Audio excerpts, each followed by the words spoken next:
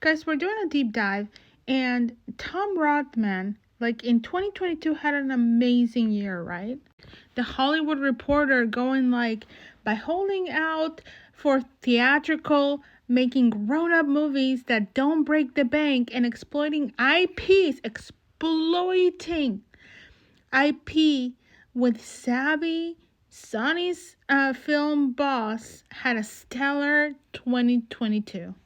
They were talking about where the crawdads sing, and it's like it's exactly a sort of movie that isn't supposed to work anymore on the big screen. Yet the summer release speared more than 140 million globally, including 90 million domestically.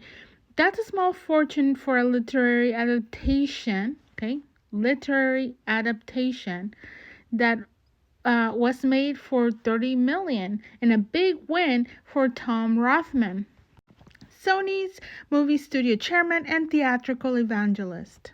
Meanwhile, as the profitability of streaming comes under scrutiny, the fact that Rothman doesn't have to feed a sister Sony service is looking like an advantage, as is his penchant for frugality. I consider him to be the most valuable studio chief currently working, as well as in the last quarter plus century.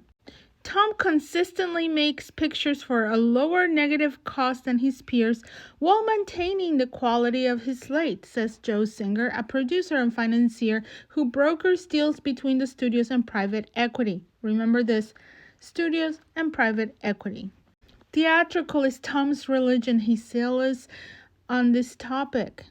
Rothman, and by current SPE chair Vince Guerra, held out when streamers came calling during the pandemic. We were offered a king's ransom for a number of our big movies, and which we declined, Rothman says. Instead, we kept the faith. Then remember Tony Vinciquerra, the chairman and chief executive of Sony Pictures Entertainment, where he oversaw studios' global operations, which include motion picture, television, digital content, production and distribution, worldwide media networks, home entertaining acquisition and distribution, etc. Vince Guerra joined Sony like in 2017. He used to work at Fox, though, notable. Vince Guerra is the one that was like, oh, we support Blake Lively and we would like to do like 12 more movies with her. We'll get more into that in just a minute, but I gotta read you this Hollywood Reporter article that I found. It's an old one. I'll find out when exactly from. But it's infuriating. Look, it says, in mid-June, star producer Blake Lively traveled to Dallas to attend author Colleen Hoover's book bonanza for a Q&A in the lead-up to the August release, It Ends With Us. Lively surprised the 2,000-plus attendees when she announced they could screen a rough cut of the movie adaptation the following night. The screening of the movie, the first of Hoover's popular novels to hit the screen, proved to be a stroke of marketing genius for Sony, which bought rights to release the movie from Wayfarer Studios, whose co-founder Justin Baldoni both directed and stars in the film. Wait, what? What do you mean bought rights to release the movie? You mean like to distribute it? Anyway, look at this.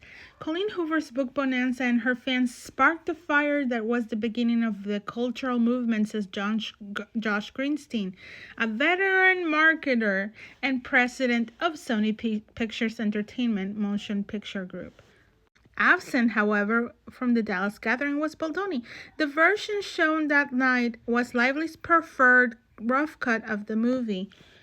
By the time the movie opened, August 9th, an ugly war had erupted on TikTok and other social media platforms, pitting Baldoni and Lively against each other. Many took aim at Lively, despite reports that some cast and crew members, including Lively, felt uncomfortable over Baldoni's behavior on set. I hate all these allegations. It's ridiculous that they put zero receipts.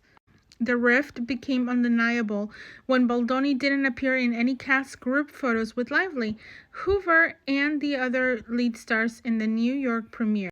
Many had also unfollowed him on Instagram. He later didn't attend the UK premiere and instead stayed in New York for several appearances on CBS Mornings and The Today Show. In recent days, he hired PR crisis communications exec Melissa Nathan.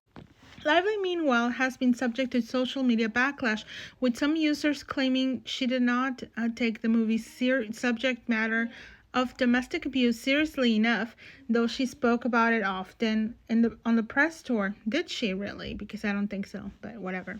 Sony is fully in sync with Lively.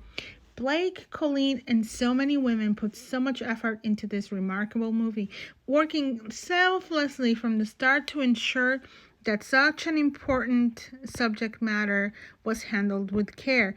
Audiences love the movie. Blake's passion and commitment to advancing the conversation around domestic violence is commendable. When did she do that? I don't know.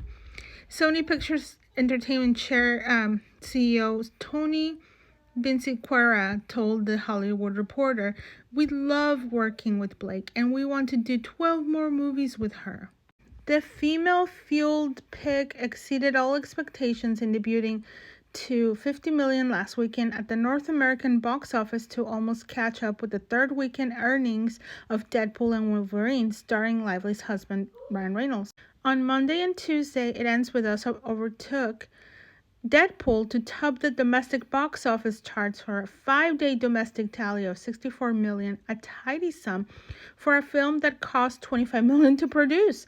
Overseas, it opened to north of $30 million, meaning it's likely already crossed the $100 million mark. Sources have told THR that there was a fracture between Baldoni and Lively in the post-production stage, wherein two different cuts of the movie emerged.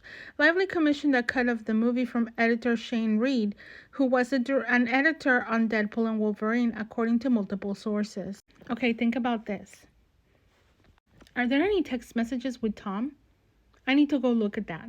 I need to go look at all the text messages and if Tom is showing up in there. I think he is. Because this is dude's specialty. He wants to make grown-up movies that don't break the bank and exploit the IP with his, and stuff. He was not for it, okay?